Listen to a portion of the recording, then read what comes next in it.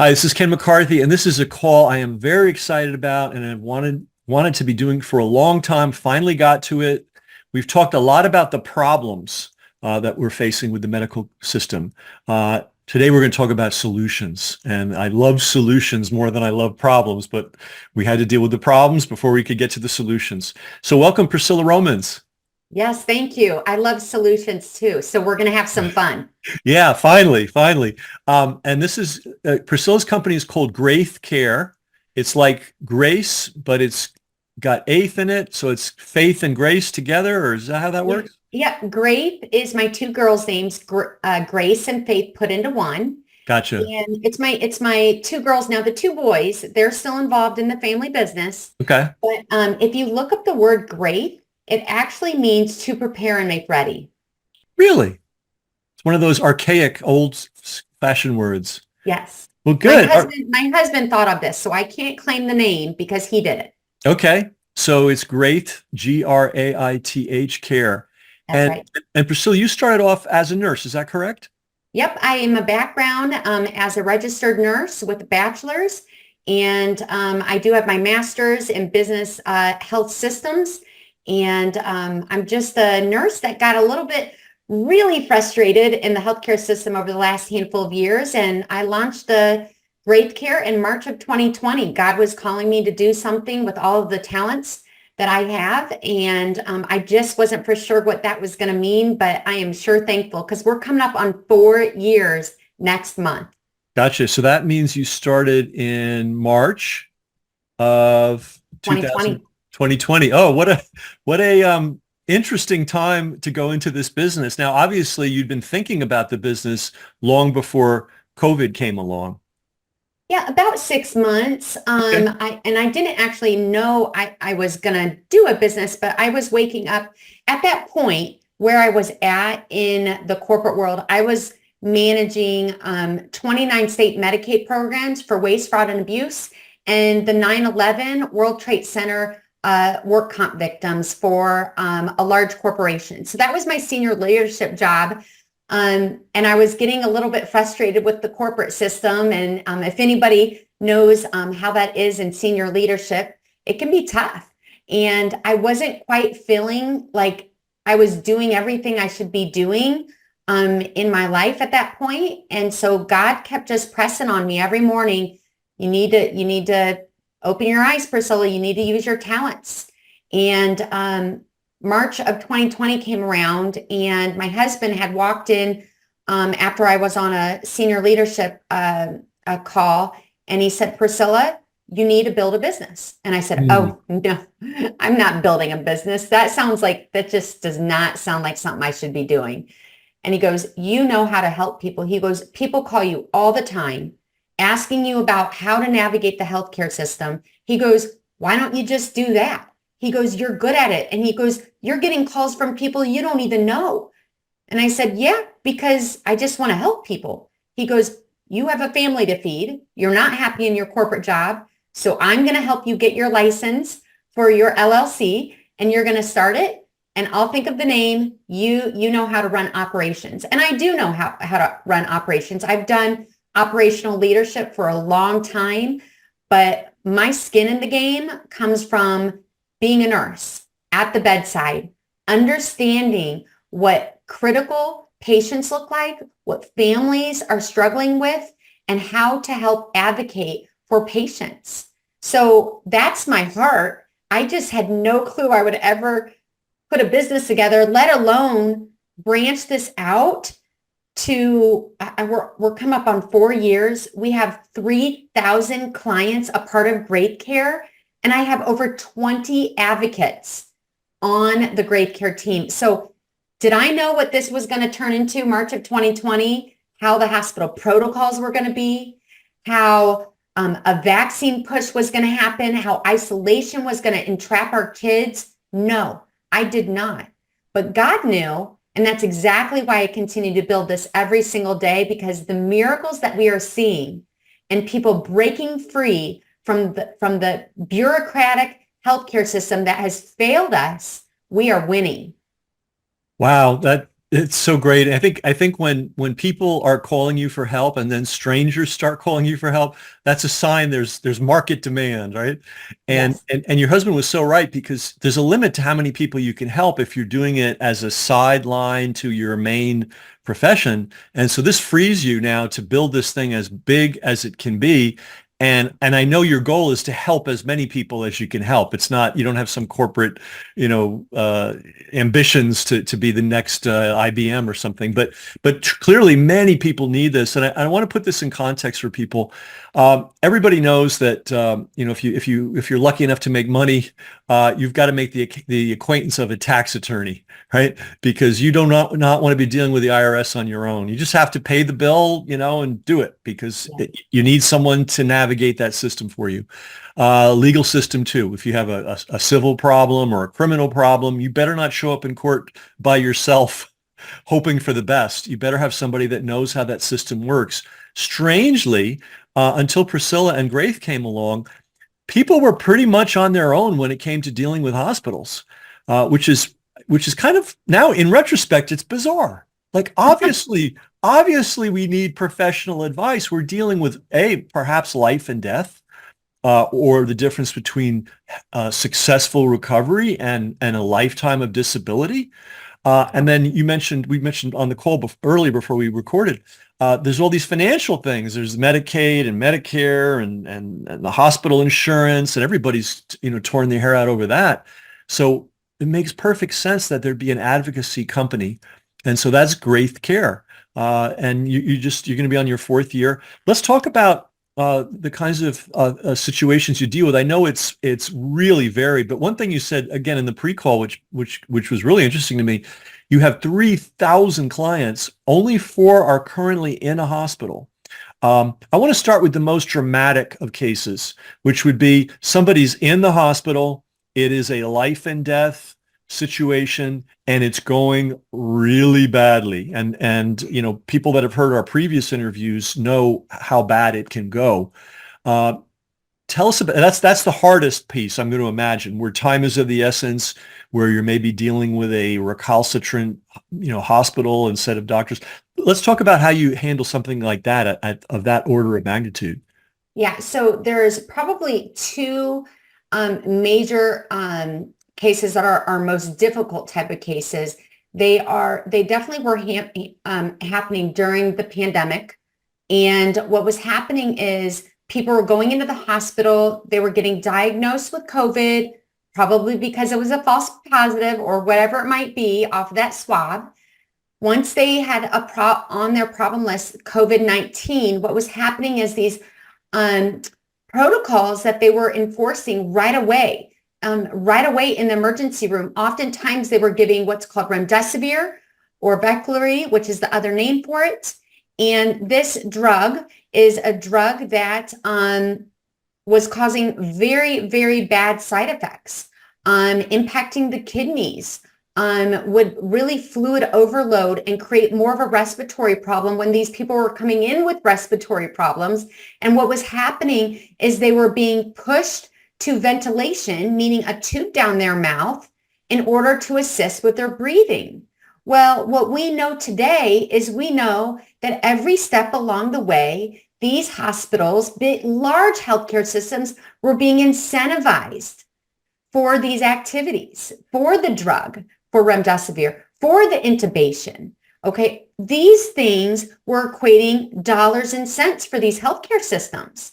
It wasn't because it was the right thing to do for the patient. It was because it was a money-driven protocol. And in my opinion, as a background within the intensive care unit and within my healthcare experience in operational leadership, this is not the right way of how to take care of patients and to communicate with them, especially the informed consent issue.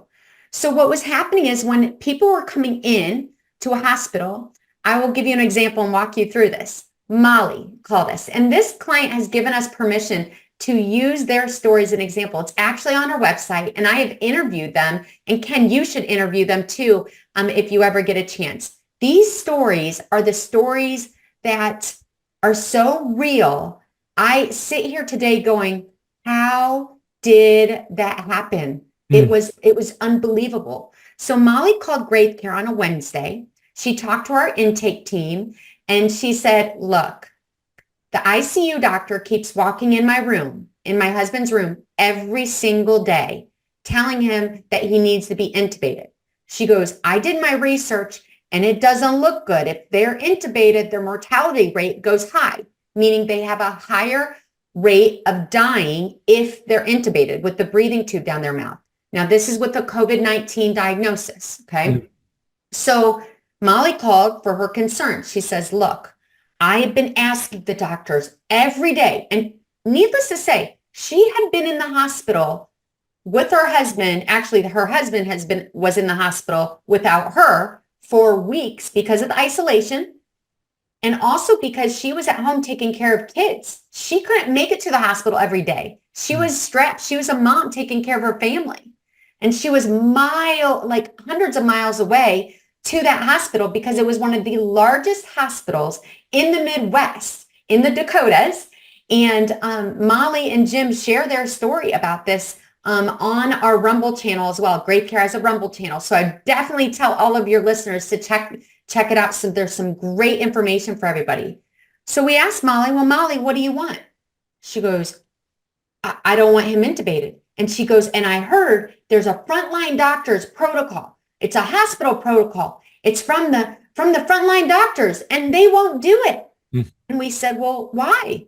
And she said, the doctor said they don't do that there. I said, okay, well, we know this story. Molly, if you want an advocate, we're going to sign you up. You're going to sign a service agreement to get started with us. And she's like, yeah, I want an advocate. I need somebody to help me because I don't know what to say to these people. And my husband is exhausted. He's got so much malnutrition from being in a bed for, we're talking weeks. This man has only been in a bed, respiratory distress. And if you look at the picture online, he has one of those big masks around his nose and mouth, and that's called a BiPAP. It was providing positive pressure to the lungs.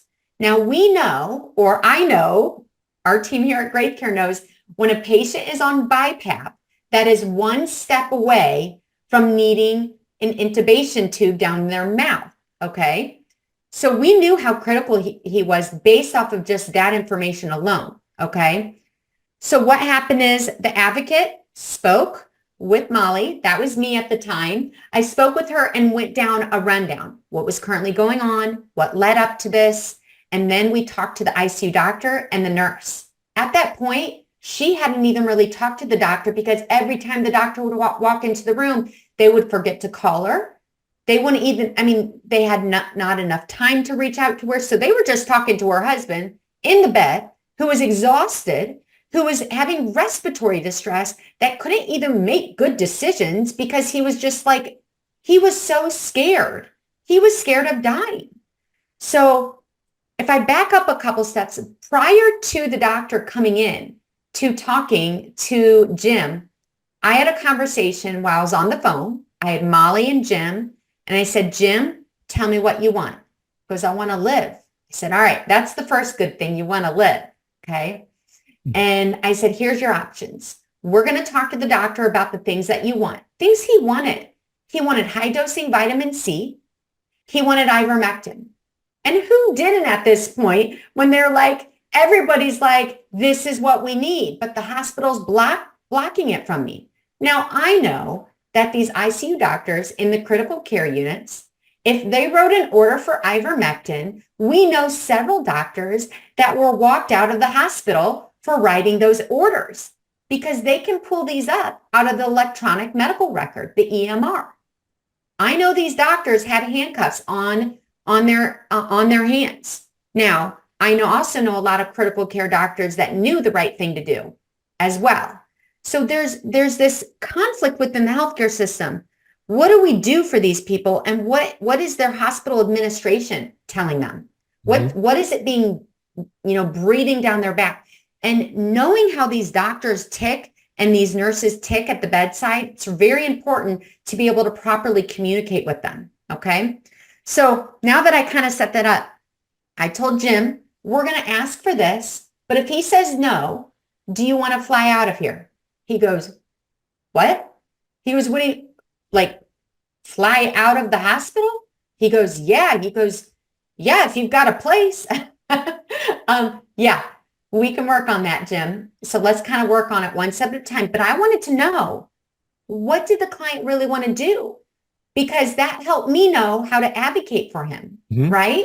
Mhm. So ICU doctor was a very nice doctor. He came into the room. The nurse came in, said, hey, here's what's going on with Jim. Here's some things he wants. Are you able to write for high dose vitamin C? And can you write for ivermectin orally? Doctor goes, oh, that's not our protocol. We can't do that. I said, okay, I figured you probably couldn't.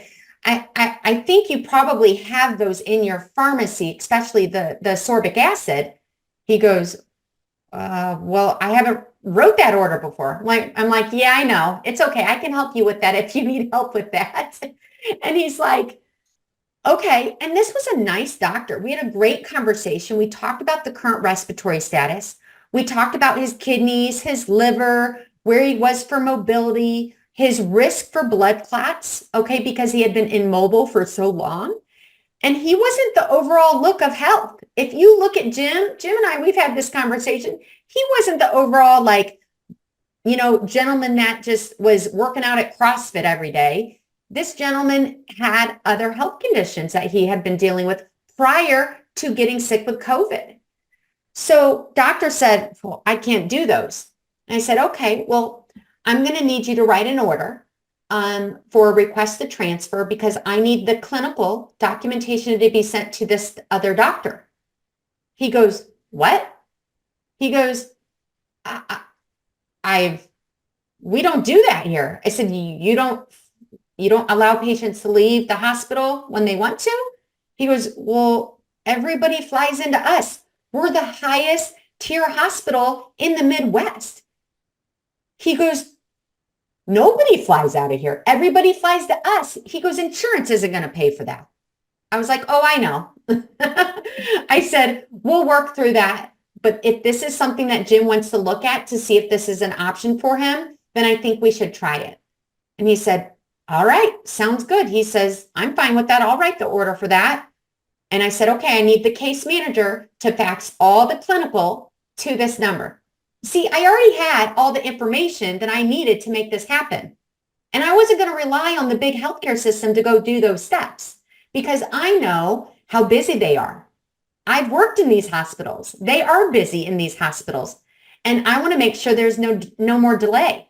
Jim had already been in the hospital bed for weeks. So doctor agreed. The nurse goes, Jim, you can't leave. This is his bedside nurse. She goes, Jim, you can't leave. You're going to die. And I said, ma'am, he might die if he stays there. And that changed Molly and Jim's whole world to know their options. See, me as an advocate, I don't have to demand or mandate anything. I just have to be able to provide people options. Then they decide what they want to do. That's what an advocate is. But I would highly encourage people, if they're going to have an advocate, they need to make sure their advocate knows what to do and say. There's a lot of advocates out there, and I bless their heart. I think they have great hearts. But if they don't understand the landscape of what they're dealing with in the healthcare system, they really need to kind of step aside. Because in these circumstances, we had people coming to us that had other type of advocates that had no background of understanding what was happening in the intensive care unit. They had no understanding what was happening on the other end. They would tell patients, leave right now, leave the hospital. And I'm like, whoa, freeze it. If you're going to leave the hospital, you better have a really good plan so you don't have to go back. Right? Right, So right. This is, I don't mean to interrupt. This is so much like the example I was giving earlier, dealing with the IRS, dealing with the court system. You don't have a friendly neighbor do that for you, a caring relative. You need a professional. And I think the stakes are even higher potentially when it comes to an issue like this. So clear. It's one of these things that's so obvious in retrospect how could we have missed this for all these years and decades? That you need someone that knows that system, that knows how it works, that can speak their language, that knows how to massage them, because right, there's certain egos and you have to walk, delicately through. You don't want to go in there like a bull in a china shop. But it sounds like you knew exactly what the landscape was. You knew exactly what to say. You knew exactly what the real options were, and you presented it without any drama. Nope, no drama. I don't like drama. I don't have time for drama. And these patients in the hospital beds, the one thing they were fearing the most was retaliation. And we don't want to put them in that type of circumstance. They're already going through enough. So we need to be very professional about how we proceed. Now, if there's a misbehaving hospital, we know how to address that professionally and make sure we address that appropriately, because there is a chain of command. And there are hospitals that were doing very bad care and that were being very inappropriate. And we do believe that there was medical malpractice happening.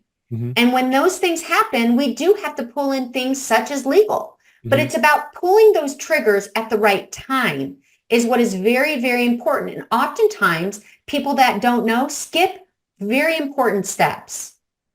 You mentioned this in the pre-call, that calling an attorney is not the first step, right? In my opinion, I think it's a very bad first step to do. And the reason being is because we had attorneys calling us saying, hey, we've got a person we have, and here's what's going on. I'm like, they should have never started with you first because you screwed it up.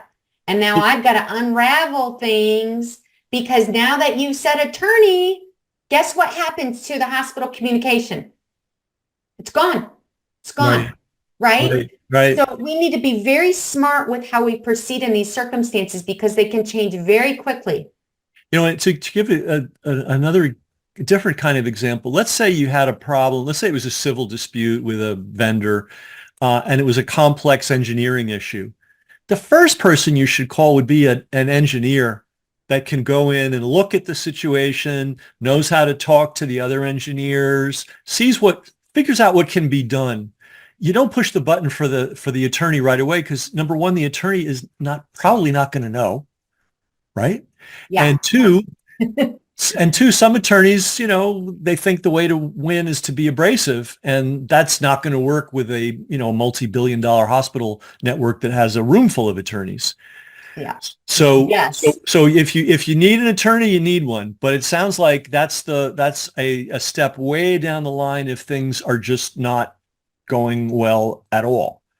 Yes. But from the story you told, you were able to, luckily you had a doctor who was communicative, yeah. a nurse that listened to reason, and you were able to speak to them in their own language with your authority as a nurse. That's the other thing here. You're someone that's part of the system, and this is a big deal. This is why you need an attorney, because the judge is an attorney, the other side has an attorney, and you need someone who speaks attorneyese when appropriate. So please go on with this case, if you would. Yeah. So so at Graith Care, we are acting as the person's patient advocate. I just happen to have a hell of a background and experience to know how to, navigate some of these circumstances. And my team is amazing. And what happened once we went through all of those things with Molly and Jim, we sent the documentation to the other hospital. It was a hospital that was in Houston. At that time, it was called UMMC. That hospital is no longer. They only have an emergency room standing, actually, because of several scenarios that we believe made the doors closed, if you can imagine. And what happened is the receiving doctor, his name was Dr. Joseph Barone, and he is actually one of the frontline doctors that came up with the hospital protocol. And he reviewed Jim's information. They accepted him. And I helped put together the air flight team. That was a critical care team, a professional critical care team that understood the oxygenation, if things happened in flight, how to handle those safety issues if it was happening. And we sent a crew up there. They picked him up there at the hospital. We flew him out. This was like within 3 days of Molly starting with us of Wow. hiring us. This was like within 3 days. Okay. It wasn't weeks. We didn't have weeks. He was critical. He was very, very critical. And we had to be very smart with how we proceeded. It was not easy to find life flight. Insurance did not pay for this because insurance was saying he's already at the highest tier hospital. Why would he need to fly out anywhere else? Mm-hmm. So it was a cash price that we had to do, which is very costly. But we did fly him out. And what was interesting, once we got him settled at the other hospital and we started the protocols, the high dosing vitamin C, ivermectin, the right steroid dosing, a good head to toe assessment, all of those really good steps. Guess what happened 2 days after he was there? His oxygen requirement that he had left the other hospital with had been cut in 50%. In just 2 days. In 2 days. And previous to that, there was no sign that he was on a positive pathway. He was on his way to intubation. That is exactly right. Which you delicately call down your mouth. It's actually down your throat, right into your lungs. I mean, that's right. It's intrusive. And a friend of mine who's a respiratory therapist says the nickname for it in his hospital is the garden hose. So it's something you don't want unless you absolutely positively need it. And it's the only way to keep you alive. But as Priscilla was referring to, and some of our listeners may not be aware, they were pushing this very invasive procedure on almost everybody that got a COVID diagnosis. So we've talked about a really extreme case. Not only was this individual in real difficulty, but he was under the COVID, I call it the alternate medical universe. Once you were declared a COVID case, then all common sense went out the window, and they started putting you on this basically assembly line to death, where each step was being compensated richly to the hospital. Now, that's probably the most extreme case that we can imagine. Let's talk about the more, let's say, bread and butter-ish type cases, because 3,000 of your clients are not in hospitals right now. They're home. They're living their lives. How are they using you? And I realize there's probably a different answer for every one of those 3,000. But if you could give us like an idea of some typical cases.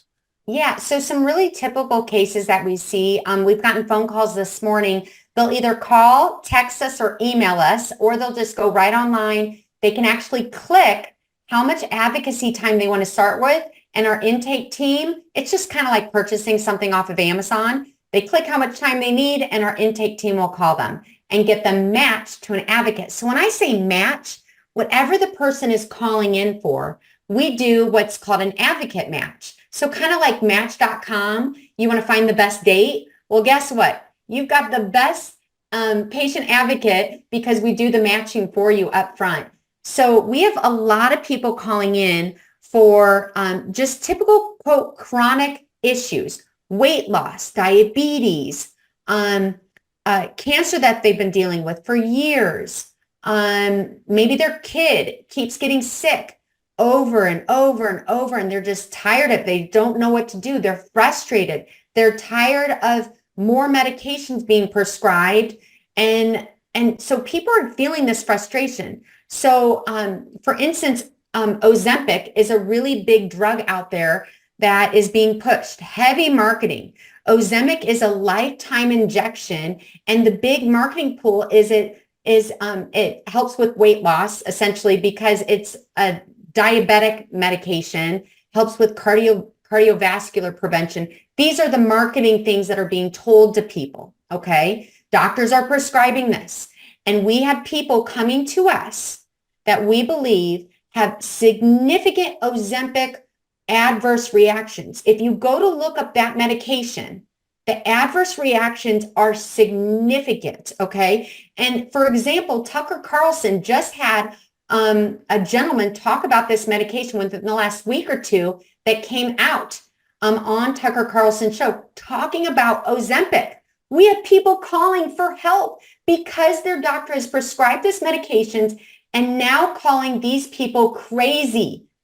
Okay, so crazy that they want to prescribe them antidepressants and medications for that because they're saying, oh, that couldn't be happening because of that medication, where people are vomiting every day. vomiting. They can't hold down any food because this medication causes stomach paralysis. Now, Wow. So let me just, I want to go make sure I fully understand this. So the doctor has prescribed this Ozempic. Is that, how do you say it? Is that yeah, Ozempic. Ozempic? And was intended to be a medication for people with diabetes, correct? Originally? Yeah, it says it's a lifetime injection. Okay. When you say lifetime injection, one injection and then it's done? Yeah, I think it's actually once a week they're doing it. Okay. It's not daily. People can go look it up. Well, They'll get by lifetime, I mean you're on it, for you're life. on it forever until they put you under.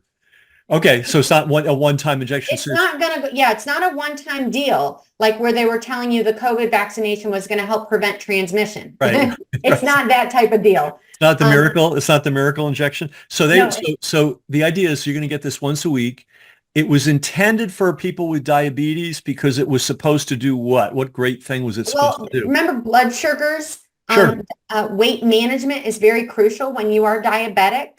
And also when you're diabetic, it also impacts cardiovascular health. So these were some of the main indicators. And I just did a blog actually out, and anybody that goes to our social media, you can catch all of our information, all of our social media, our Rumble, we're on Facebook, all these different social medias. I would encourage your listeners to go to the graithcare.com website. That's GRAITH care.com. When you go there on the bottom, all of our social media, I am putting blogs out for people to read this information, to educate yourself. So if you don't need an advocate, great, but at least, sign up for our free newsletter because it's powerful, the information we're giving people so they understand when they hear their friend go, oh, I'm on this medication. It's going to help me with weight loss and my diabetes or prevention of diabetes and cardio. Wait a minute. What did you just say? That medication, Graith Care just put out and says that one of the adverse reactions is stomach paralysis. Well, of course, you're not going to want to eat if your stomach has paralysis. I mean, but that's also no quality of life. Ask our clients that have been taking this and their doctors never told them about these potential adverse reactions. Incredible. And then when the patient comes back and says, gee, doctor, I'm throwing up every night, the doctor says, you're crazy. Here's a psychiatric medication. Here's Lexapro. Here's another pharmaceutical script. It's just as many of these stories as I've heard, and I've heard thousands of them over several decades, I still can hardly believe what's going on out there, how crazy things have become. Instead of the doctor saying, oh boy, gee, you never had this problem before? No, doctor, I never have. Well, what have you changed? Nothing. Just this injection I'm getting every week. Well, you're crazy if you think it's that. I mean, yeah. Wow, we're living in a Alice in Wonderland kind of world, which is why we need someone like Graith Care to advocate for us. So one of the things you're doing there is, and here, let's dial this back a little, go back a little bit. People get intimidated by doctors. If you're in a hospital bed, you're really intimidated. And sometimes you just need to talk to a professional who's on your side, who's also knowledgeable, to say, you're not crazy. This drug actually injures people's stomachs. Mm-hmm. Oh. Yeah, it's so important to kind of, we want to meet people where they're at. And a lot of people don't have the vast understanding of what we do as a professional advocates. So we really want to break down what's going on and teach and educate our clients how to advocate for themselves. One of the greatest rewards that I have is when my client goes, I don't need you anymore, Priscilla. You have taught me so well. I know what I'm doing now. Right. And So that to me is amazing. So you're really teaching people to be educated consumers of medical services. Yeah. And initially you just do it for them because sometimes it needs to be done. Medical things are urgent, right? So you do it for them, but they can learn by watching, they can learn by asking questions. And I'm sure there's a lot of education of, forward education that's going on with clients. Yeah. So the goal might be to get somebody where they're self-advocating. 100%. We want to empower people to self-advocate. But a lot of times it's that fear factor of the white coat. So when your advocate's on the phone and you go into a doctor's office to talk with your doctor and you have your advocate on with you, people go, oh, isn't the doctor get upset about that? No, the doctor loves it. If you have a really Mm. good doctor, they are so happy because we want to all collaborate and make this work. They might not understand some of the things the patient has actually been going through. And Mm. when we can talk about that and collaborate and go, you know what? She's been a little bit, feeling, dizzy when she goes from sitting to standing, right? And she's at a fall risk. And maybe we need to get therapy involved, so we don't have a fall and break a hip or a shoulder. I mean, doctor goes, oh yeah, we could do that. So not all of it is saying that medical doctors are all bad. It's just the fact we know that the healthcare system, the insurance industry pays them for 15-minute visits. Do you think these doctors can do anything in 15 minutes? That's the Medicare rate. And do you think it's going to get any better? No, it's not going to get any better. So you better know if you're going into a doctor's visit, you better know what you want to get out of that visit. Because if you don't, you're going to have to do another follow-up visit, pay another copay, and wait 3 to 6 months, if you're lucky in some circumstances, to get answers. And I'm telling you, if you want to get more out of your visits, having a game plan going in or having the advocate on the phone is so effective because we're doing it day after day. And people are starting to go, oh, that's all I needed to say to get that? Yeah. And the doctor's like, well, that was it? Yeah. Like, Gotcha. So you spend time with the patient that the doctor doesn't give to really understand everything about the patient's situation, yeah. and then drawing on the knowledge, your knowledge or the knowledge of one of your advocates, then you work up a plan. Okay, we're going to talk to this doctor. He's only going to give you 15 minutes, so we have to be in there bang, bang, bang with absolutely logical, medically sound observations. And once that's done, a lot of what would have been impossible before just happens kind of effortlessly. I mean, there is a lot of effort to get to that point, but it's sort of like, you're sharpening the axe, there's my favorite saying really in life is if you've only got 8 hours to cut down a tree, spend 6 hours sharpening your axe. So talking with your advocate, telling the whole story, however long it takes, being asked intelligent questions so that when you go for that little 15-minute blip, you've got all the information to give to the doctor, plus maybe your own insights and recommendations, so you get a better outcome. Yeah, it goes back to that, hey, if you're going to court, best bring an attorney and not to try to figure out the law while the judge is, glaring at you, Yeah. It Interesting. really changes the conversation in terms of where it used to be at to where we can bring it to. Mm-hmm. And to get results for our clients. And I will tell you, the doctors and nurses behave differently when they know they're talking to somebody who knows. Mm-hmm. Well, I'll give you an example. Let's say you needed plumbing done, right? And you don't know anything about plumbing. So the plumber comes, you hope he's telling you the truth, right? You hope he's going to give you a decent price. Well, if your brother-in-law happens to be driving by who knows plumbing, he can come in and be in on that conversation and suddenly ask some pointed questions. It's not adversarial, but now the plumber knows he's talking to somebody that knows plumbing. I mean, that's a big leg up right there, right? Huge, huge, huge. When I need stuff done with the house, I don't know construction. I have my dad on the phone that knows construction. He can communicate what needs to happen. And I'm like, great, because I'm not going to get screwed on the other end. There you go. So just makes so much sense.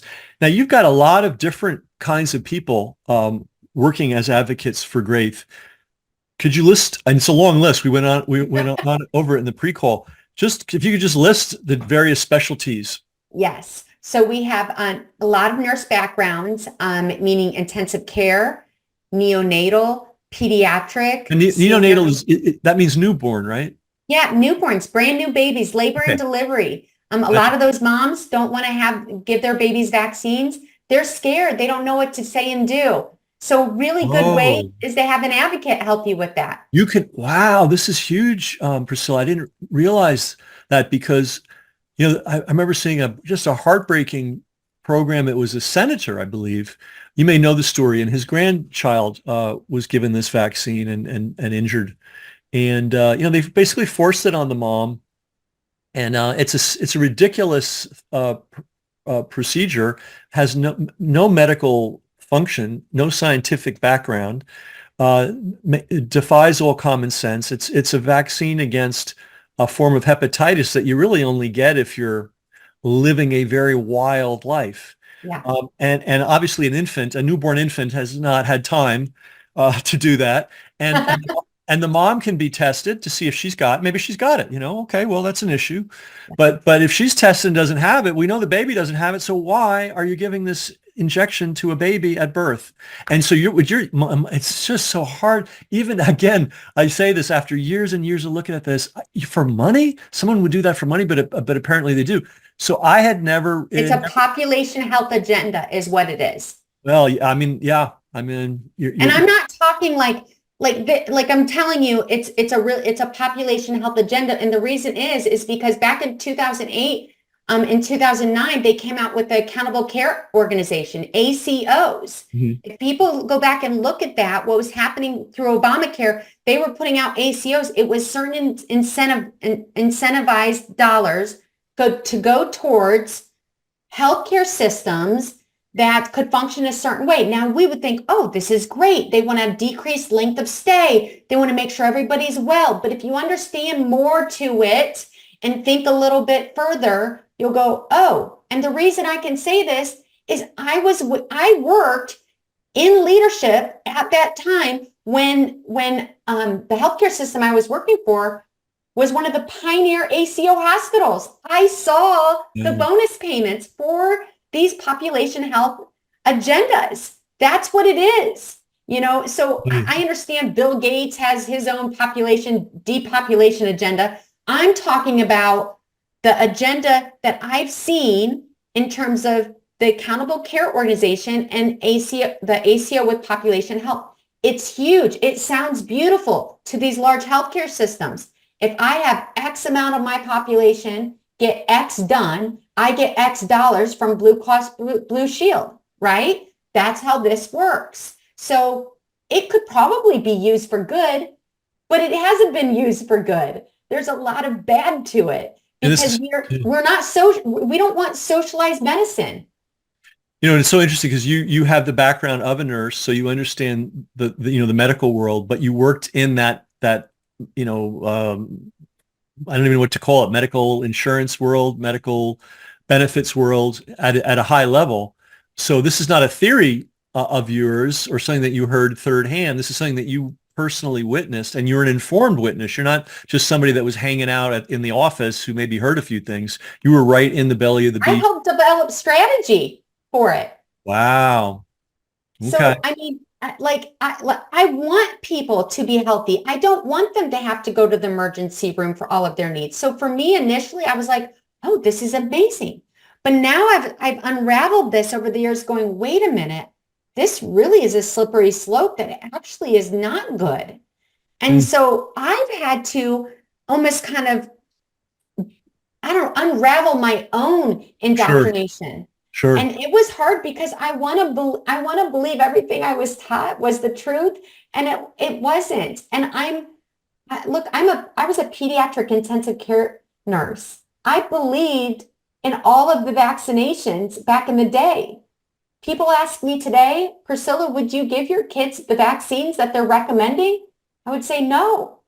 I've changed completely because of what I've educated myself on, what I've researched, and what I have now witnessed from these vaccine injuries from real people. So it's very important to me. If people want to go do those things, that's up to them. Right. I don't mandate anything. Right. I want to inform so they can make a good decision or a bad decision for however they want to deal with it. That's on them.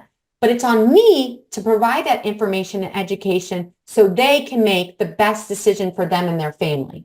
And then you're also in place to be the advocate. So let's go to this situation where newborn and the mother's told, oh, your baby needs a hepatitis vaccine. All the time. Yeah. This happens all the time, every single day. So yeah, it's happening right now as we sit here, right? That's right. And what happens is the mom goes in the hospital, goes, I don't want any vaccinations for my baby because I listened to Dr. Artis and he talked about hepatitis B and what was in that.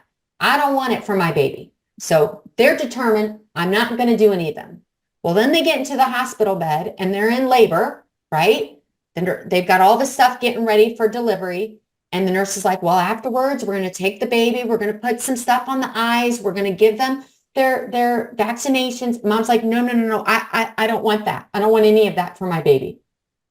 And nurse is like, no, no, this is what we do here. This is the plan. We do this for all of our babies. What do you mean?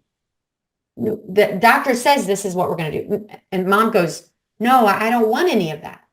Well, they have the opportunity to have an advocate there to be able to help talk with the doctor and the nurse to ensure that their birth plan happens. And you would do this, obviously, you would do this in advance. You don't wait for the mom to call. We've had people in labor delivery call us. We've had people call us in the emergency room. Okay, but let's put the ideal situation is the call us in advance. The expecting mother says, okay, I know they're going to put this on me. How do I get out of this? Yeah. And how do you work with them to get out of it? Well, first of all, we need to know what things does mom and dad want for their baby. Okay. That's where I realize that's where everything starts with you. It's what do you want? You don't have an agenda. You don't have a 10-point plan. You want to know, okay, what do you want to accomplish? And let's say the mom says, hey, look, I don't want a hepatitis B vaccine for my baby at birth. Yeah. What do you do next? Well, we make sure that is a part of the plan with the doctor and the nurse. They understand that this is something that baby does not have. It is documented. When you are a third-party patient advocacy service, putting these plans together, and we know the nurse and the doctor's name, if they were to do any of that on the back end and we find out about it, they're going to be in big trouble because we are a third-party witness to this. And we know we've told them this is what they want for their baby. This is their birth plan. And we can even have it in documentation. We've had the nurse put it in the notes so the doctor can see it. It's in the electronic medical record. And you can tell if they go to edit it and delete it. There's ways of auditing that you can find out if anything was deleted too. So all of those things can happen. But of course, we want to ensure that that doesn't even accidentally happen, right? Because accidents happen.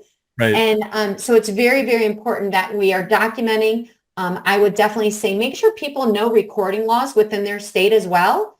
And if those recordings can be presented in the courts, if it ever were to go to court as well, people need to know their rights and know these things up front and make good, smart decisions. So documentation is huge, though. It's absolutely huge that things are documented to whom you talk to.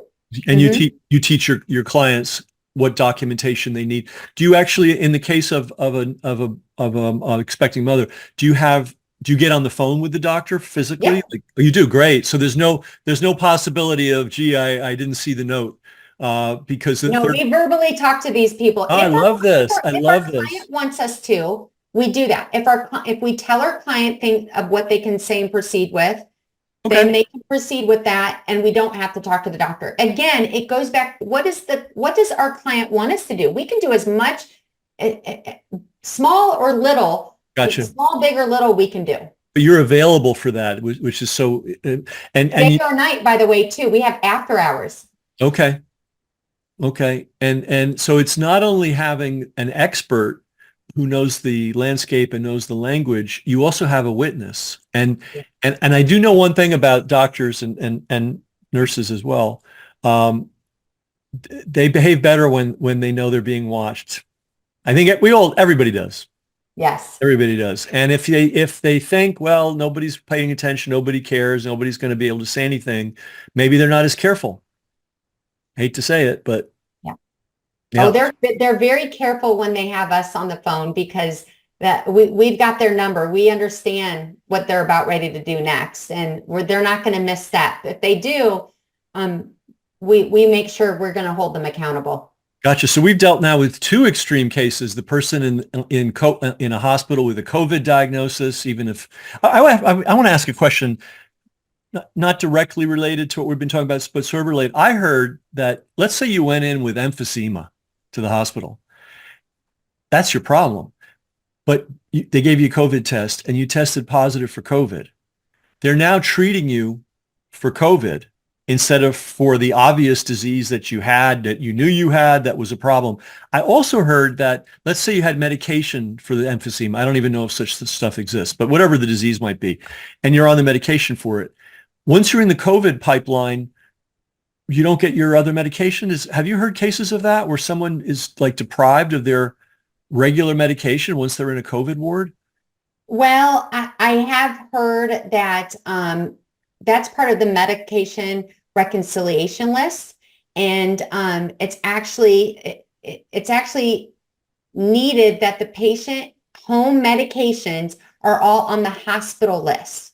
So that is a have to actually. Now, there are some steps that are missed and miscommunicated, and I think things are done wrong. And from your original scenario, when they go into the hospital, this was happening with COVID patients. They would go into the hospital, they would do that stupid swab, which I don't think is necessary. And I do think that they need to end doing it because they're still doing it in every single emergency room known to man with this stupid swab that has a high false positive. And what happens is they get a COVID-19 on their problem list, and then everything shifts to COVID-19, and they ignore all the other issues they came in for. And I do believe they're misdiagnosed with many, many things. Misdiagnosing happens all the time. And so, number one, there are ways that you can avoid having a COVID swab test. It's a little bit tricky. I won't share all here, but I will say that is a frustrating factor for people going to the hospital or to a procedure. They go, I don't want to do it. I don't want to stick things up my nose. Well, it's a medical procedure. You have the right to say no. I will tell you there are some hospitals that are so hell-bent on making sure you have that done before anything is proceeding. There are options around that. Some healthcare systems are, or we'll say the nurse ratchet that you might get, maybe a little bit tougher nails than some. So we just need to work through those issues. And we had to do that because they are hell bent on making sure they get all of their checkbox done, right? Remember, they're working off of an algorithm, checkbox care. Also, if they can find you to be guilty of having COVID, they get a check. Yeah, right. Well, the nurse doesn't even think like that. The nurse is just doing what she was told, saying, no, I know that. I know all that. of these boxes. Oh, I know that. But the people that originated those boxes are the people that are sitting there with the calculator going, test for COVID because we want as many COVID cases as we can possibly. That's right. Yeah, and because the immunity actually is even to the because when you got a COVID-19 diagnosis, this is where the PrEP Act came involved and protected these healthcare systems and doctors. I got it. They could do anything wrong to the patient and have immunity. So not only do they get a payday, they have a get out of jail free card. Now we've talked about two kind of extreme. Now three kind of extreme cases. Sorry. Let's talk about the bread and butter stuff. Like, let's say somebody gets a cancer diagnosis. Let's say somebody's told they need an operation. Let's say, there's a million and one quote little things where I think an advocate would be absolutely necessary. Huge. This is our bread and butter, and we love taking care of these needs when people come to us because even for cancer or reoccurring illnesses or for procedures, it's about putting a game plan that works for you. And part of it is educating the client in a way that possibly the medical system's never going to do unless Just take cancer, for example. When people get a cancer diagnosis, I will tell you up front, and everybody that's listening to this are going to know somebody who's been through this. Let's just take a woman. She goes to get a mammogram. My first question is, do you really need to get a mammogram? I know it's a screening tool out there, but I'm just going to tell you, you better know your options because mammograms can open up other issues. All right, let's just put it there. Call us if you need to discuss further because we'll help you. But let's say the mammogram picks up a spot. Okay, they call you and go, well, we found a spot off your mammogram, so we're going to schedule you for a biopsy next week. And after the biopsy, we're going to go ahead and schedule you for surgery the next week. Now, This is a scenario that just happened a couple weeks ago. Just a couple weeks ago to a caller that called us. She was frantic. She says, I think I have breast cancer because they found this spot on my mammogram and the doctor told me I've got to come in and get a biopsy. Whoa, freeze it. First of all, we don't even know if that spot they found on the mammogram is cancerous. And they are going to push you to getting a biopsy because this is the insurance protocol. This is insurance. This is how they get paid. And by the way, a biopsy is not a trivial operation. It's an invasive procedure. Okay. And the risk, which they won't often go down and talk to, but I will talk about it. The risk of doing a biopsy is going into the body. And what if they open up, if that spot is cancerous, what if they go in there and the cancerous, whatever it is, spreads into the lymphatic system? Right. Do you think we have a whole new problem? It might have been previously contained, and now they've kicked the hornet's nest open. And according to their model of things, the cancer is now flying all over the lymphatic system, maybe getting into the blood. Who knows? That's right. And think about this. I want everybody that knows somebody with cancer, you go ask them, did the doctor ever do a full body PET scan before they did a biopsy? A PET scan is a non-invasive procedure, but I'm almost going to guarantee you almost none. I would love people to prove me wrong on this unless they know what they're doing. But I'm going to tell you, there's rarely any doctors that will write for a PET scan before the biopsy is done. Now, in my mind, I think about it like this. If we have somebody that got a mammogram done, they found a spot, and then we go do a PET scan and do a scan and look at the body and say, is there anything else lighting up that we need to be aware of? Okay, then we at least know what is there on a scan. We haven't done anything invasive. We've got information.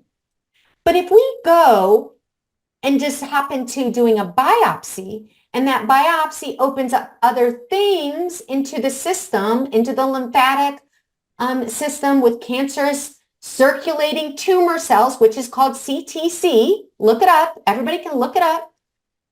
And that opens it up to the body. And we didn't even know it was there to begin with. How could you really tell what exactly was going on with the body to begin with if you did this invasive procedure and it opened you up to a whole new world of lifelong issues because of that invasive procedure? Or surgery. Surgery has risk to it too. That's a huge invasive thing. I'm not saying that surgery's wrong. I'm not saying that the biopsy is wrong. I'm saying there's a reason they're not doing a PET scan prior to the biopsy, because in my summation of talking with many clients, we have one client that has had years of cancer. You know what the advocate just asked her last week when she got started with us? Have you ever had a PET scan? She has not had one PET scan done. One, not one. And so she doesn't even know what's going on in her entire body. And she has really bad cancer. This is not a baby cancer. So, unbelievable. So in other words, the most basic thing, they just jumped over and never went back and did it. Yeah. And people go, well, how can you get that done? Well, you've got to have a doctor that's willing to write that order. And that's what this, by the way.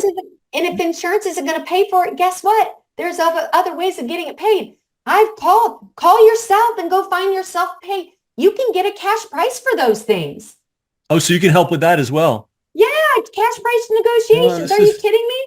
You know, there's a way to make anything happen in the healthcare system. You know, we're so, I like to think that I'm a resilient, resourceful guy, but even, and knowledgeable too. But even I am so beaten down psychologically. All these little things you're telling me are possible. It never even occurred to me they were possible until I talked to you. And I believe me, you don't want to have spent, listeners, you don't want to have spent as many thousands of hours as I have reading about all this stuff and still not know, and still not be free of the sort of the psychological, I don't know, whatever it is, overcast that they're put on us. Never occurred to me that there were other things that you could do Amazing. Amazing. So let's give it, so we, I'm so I like sorry. this because we're talking about the hard cases, right? We're not talking about, I have a thumbnail or something or a hangnail. We're talking about, the scary stuff. Cancer, COPD, diabetes, weight management. And when you asked earlier, I want to make sure your listeners know this. Our team of advocates are so diverse with backgrounds. We only touched on the nurse backgrounds. Well, when I have a respiratory issue, guess who we have on our team? We have the best respiratory therapist advocate. He knows from newborns to adults, from inpatient to outpatient needs. That's huge. I can just go to him and go, hey, got a problem. And he'll go, got it, know what to do. And here's the crazy thing, Priscilla. Most people don't even know how important the respiratory therapist, they may not even know they're dealing with one until they see the bill. And the Right. difference, like in every other profession, the difference between a good one and a not good one is vast. Huge. It could save your or lose your life over it. So knowing that knowing that you've got a respiratory therapist that's going to be working on you, you definitely want a respiratory therapist to be checking up Yeah. for you. Great advocate. Yeah. Absolutely fabulous. And this one's real obvious to you and me, but we should say it. The hospital will claim that they have a patient advocate on staff. That's absurd. They do. They have one that's paid and bought for. Right. And will not stand up for you and will not tell you of all of your options. Right. So that patient advocate is kind of like a bad joke. If that person is, some of them are so sweet. I will tell you, I'm sure some they're of them sweet. are so sweet, but they just don't know. They don't know. Yeah, and they've been put in place to be sweet and nice and sort of make people think, hey, everything's okay. Would you, let's say, so I use this example again. Let's say somebody's suing you. Would you go to that guy and say, would your lawyer give me some advice on how I can, beat you in this case? I mean, that's never going to happen. So you need if people have listened to this and say, well, gee, the hospital has a perfectly lovely advocate. Lovely. Yeah, I'm sure she's wonderful. So sweet. But you need a bulldog, an informed bulldog or a group of bulldogs who put you first, who know the game, who know everything about it, know the language, know the psychological dynamics, put you first. And I love the fact that every time we've mentioned a case, you always say, the first thing I ask is, what do you want? You're not telling, you don't have this, well, we believe in this and we believe in, no, it's not that at all. Here you are, you've been told you have this problem. What do you want? What's your outcome?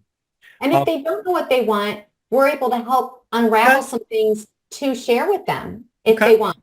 Now, not all people with cancer, know that there's alternatives out there. We know some of the best alternatives that are holistic in nature to help them kill their cancer. Okay. And that's very important for them to know all of their options. If they want to go the chemo and radiation route, that's fine. That's totally fine. People go, Priscilla, don't advocate for them. That's toxic. They know it's toxic. Right. They know it's toxic. They're going through it. Let them make their own decision. But if they do want other options and they want to help build up their immune system, even with chemo and radiation, we're here for them because we believe that there's ways of doing that to protect them so they don't have to be so sick day after day. There is something people need to know about oncology. One is I think it's the only practice where the doctors get paid. They get a share of the chemo drug bill.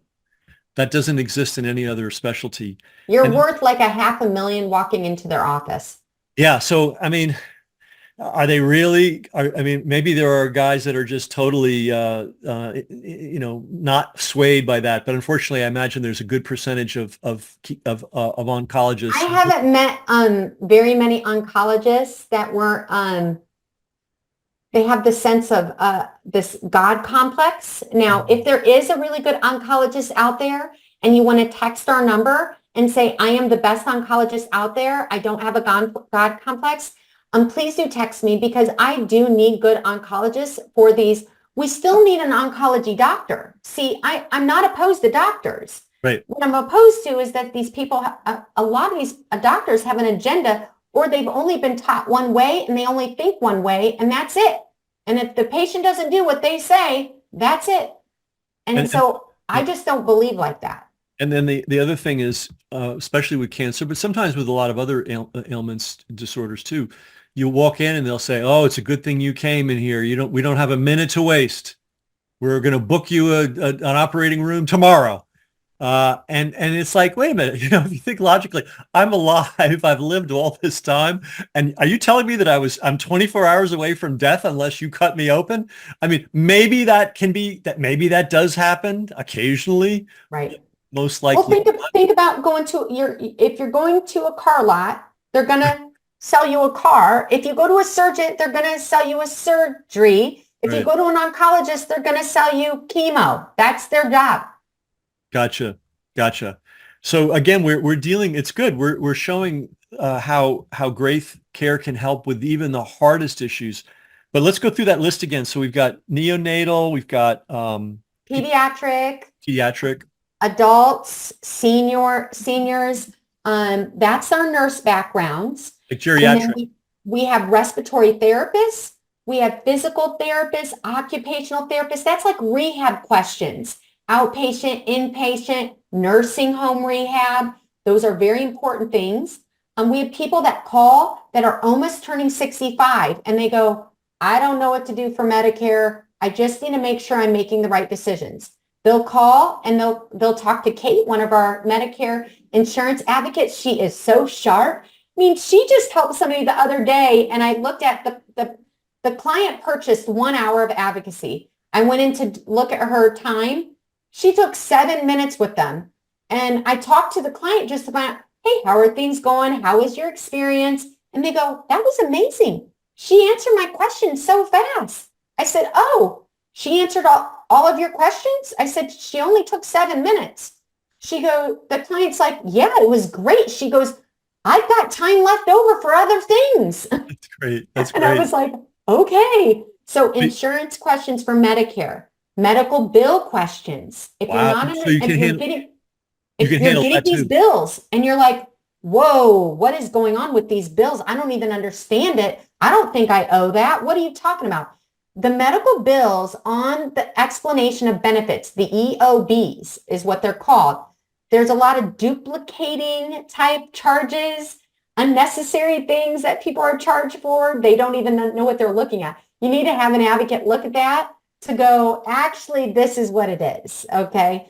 So, and we also don't want people to go into medical collections if they don't pay a bill, because when you go into medical collections, it hit people hard. So they don't have any credit to maybe go purchase a home later on. These are important things that people need to know.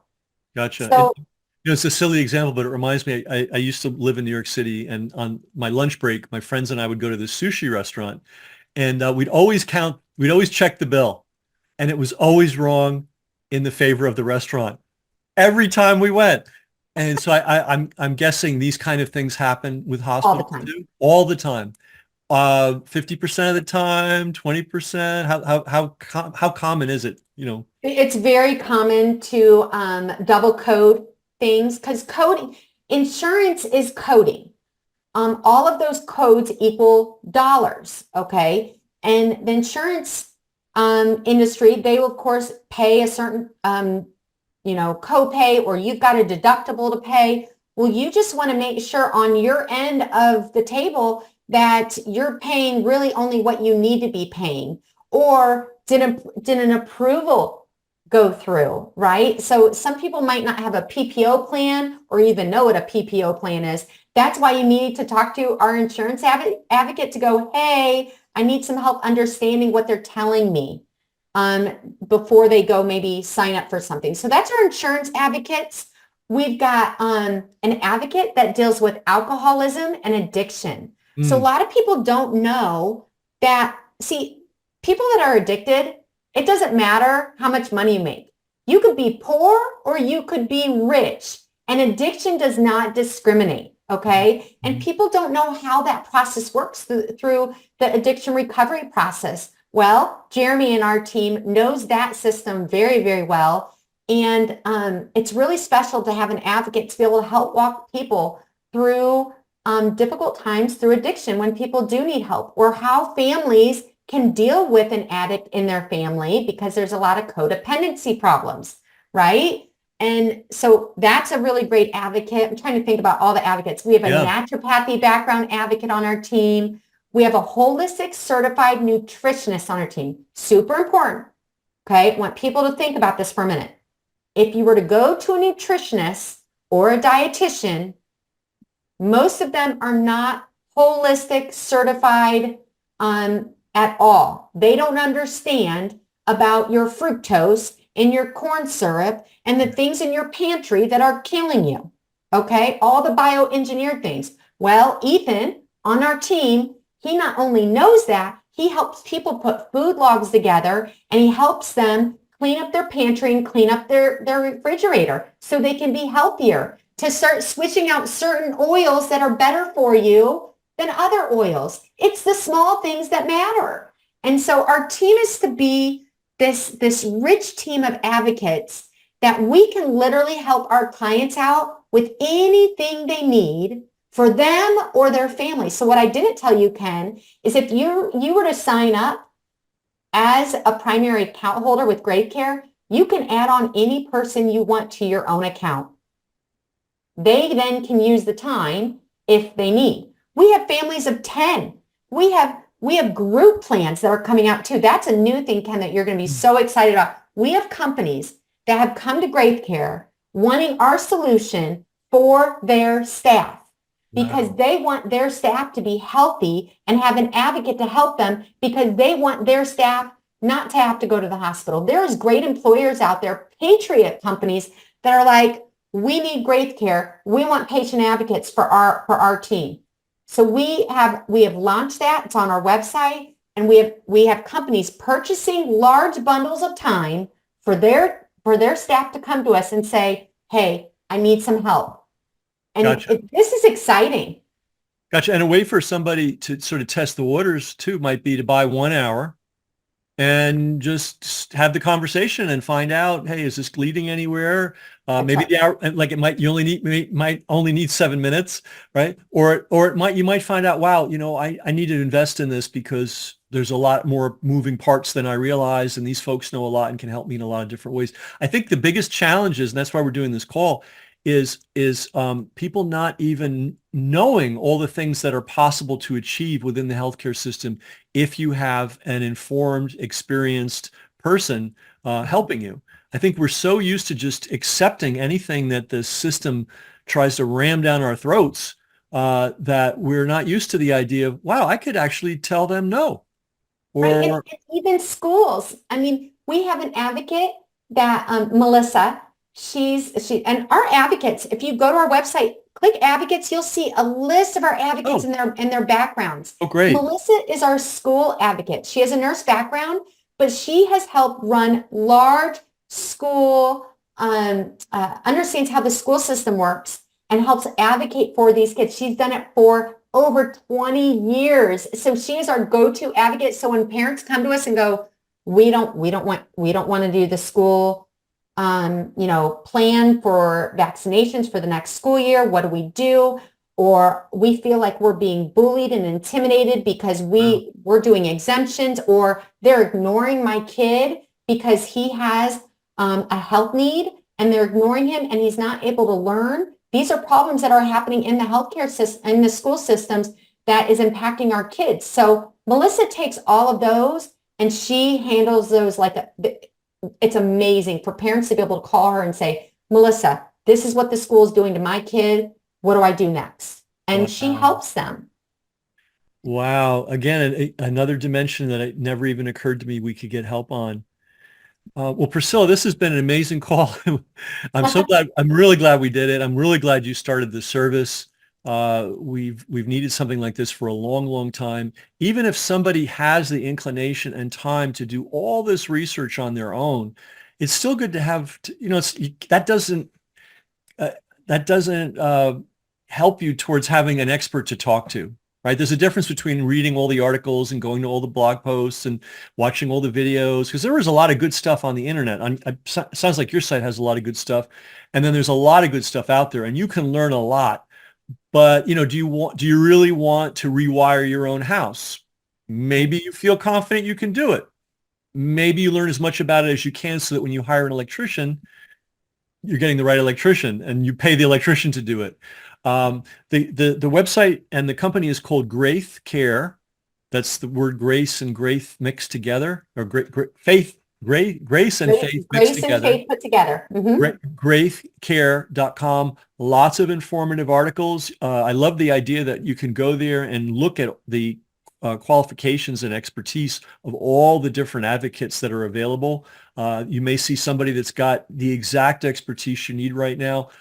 You know, health is a big deal. Medical bills are a big deal. Life and death is a big deal. You know, recovering from something fully versus being under its yoke for the rest of your life is a big deal. So I think the same way you'd hire a lawyer when you have a legal problem, or a specialized tax attorney if you have a tax problem, it just makes sense to look into graithcare.com and see how if and how they can help you. And it seems like you can help people in more ways than I can even imagine at this point. Yeah. Yeah. Well, we love what we're doing. We want to meet people where they're at, give them that love and compassion that we believe is, really has been left to the side in our healthcare system. And our heart for people and our mission is so, so real.